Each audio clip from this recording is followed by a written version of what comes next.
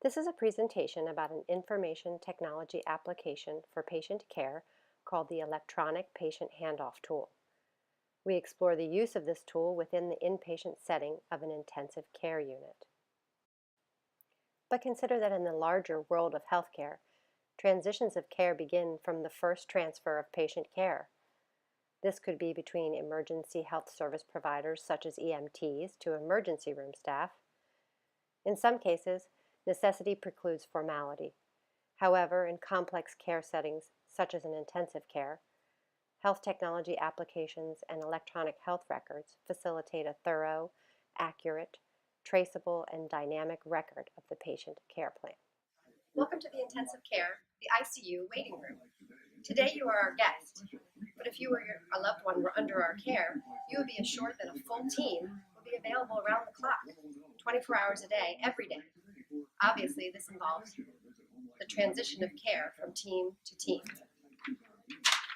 With our recent presidential election, the citizens of the United States will undergo a transition between the current administration and the newly elected administration.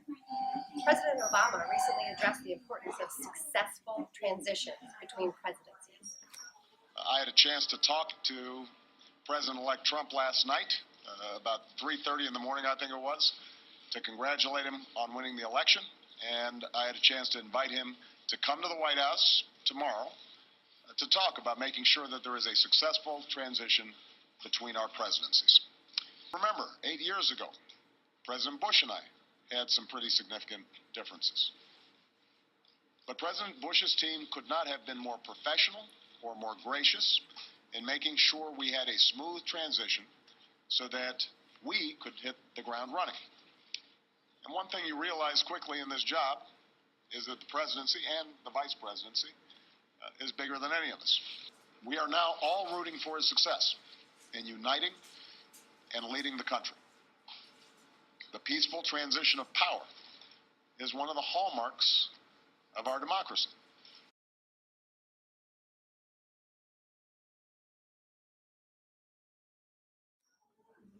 The process of transferring responsibility of patient care is traditionally known as handoff. Here, in the ICU, this process occurs between nurses, physicians, and non-physician providers from shift to shift. We're focusing today specifically on provider handoff and how health information technology can enhance its value to patients, specifically in their quality of care and safety. So what exactly is patient handoff? Let's take a look here in the ICU. Hi, team. Can you tell us what you're doing in here? What's the urgent problem? Oh, no, we just came to demonstrate what sign out is like, what handoff is. The English is a sign. It fell.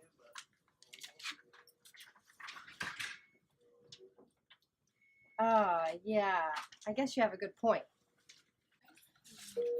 This was a demonstration. No patients were injured during the filming of this video. These are the surgical ICU providers. Hi guys, thank you for your time. Hello. Can you tell us about sign out here in the ICU? Sure. Well, we work 12-hour-ish shifts. So twice a day, we hand over care of all of our patients. Basically, for each patient, we relay their diagnosis, overall clinical condition, important things that have occurred in their hospital course, and current plan, including things to follow up on like labs and tests. That sounds like a lot of information. Well, it's pretty organized, and we have a handoff tool that makes it the plate so useful. So important things are kept, we keeping a track of, and nothing is missed. Well, we are so old that we remember when we had to write everything down by hand, and all the information is signed out was by hand. Then when the hospital started using electronic records, we could print out a sort of list of patients, but we still had a lot of things to write down. And now we use electronic handoff tool that have very important information on each patient, and we can use it on iPads and on iPhones. Well, we'll come back to that later, guys. Thank you very much. Thank you.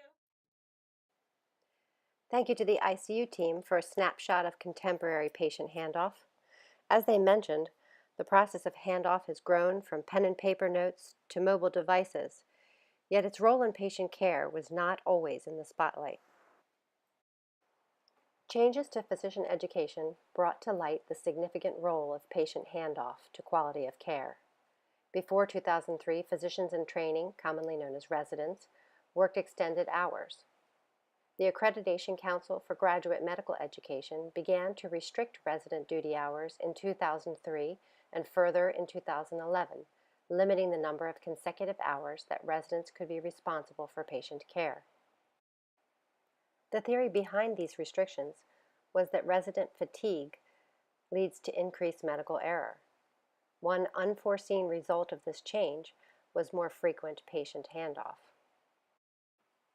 For decades, research repeatedly indicated that flaws with the handoff of clinical information between providers was resulting in medical errors, including inefficiencies, delays in diagnosis, and direct patient harm. By increasing the frequency of handoff, therefore, resident hour restrictions did not forecast a clear path to reducing medical error. The IPASS study of 2013 disseminated seminal research demonstrating improved patient care outcomes associated with a core set of handoff characteristics. The IPASS mnemonic outlines these essential characteristics. Illness severity defines the stable or unstable condition of the patient. This allows providers to prioritize alerts. The patient summary requires their diagnosis and their treatment plan. The action plan details the things yet to do in this action plan. Situational awareness provides contingency plans, such as if-then situations. And synthesis describes the back-and-forth dialogue between providers to assure understanding and provide clarification. The IPASS study findings demonstrate that a structured patient handoff with essential, prescribed content and format leads to improved communication between care providers and a reduction in medical errors. Just as importantly, it also showed that this improvement in care could be accomplished with no significant interruption to workflow.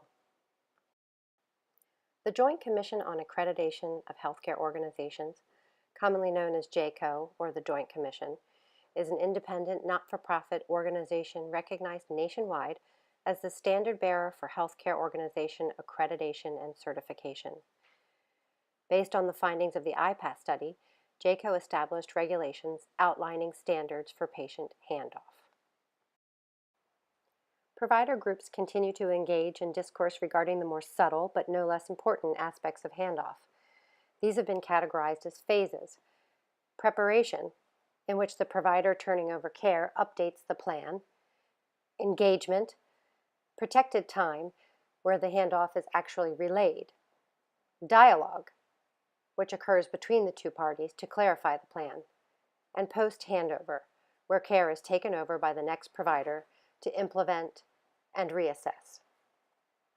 Provider educators suggest 3 elements or areas for improvement in patient handout: that providers have handoff as part of their training, that handoff is structured and protected time without interruption, and that the structured content be facilitated by electronic templates or tools.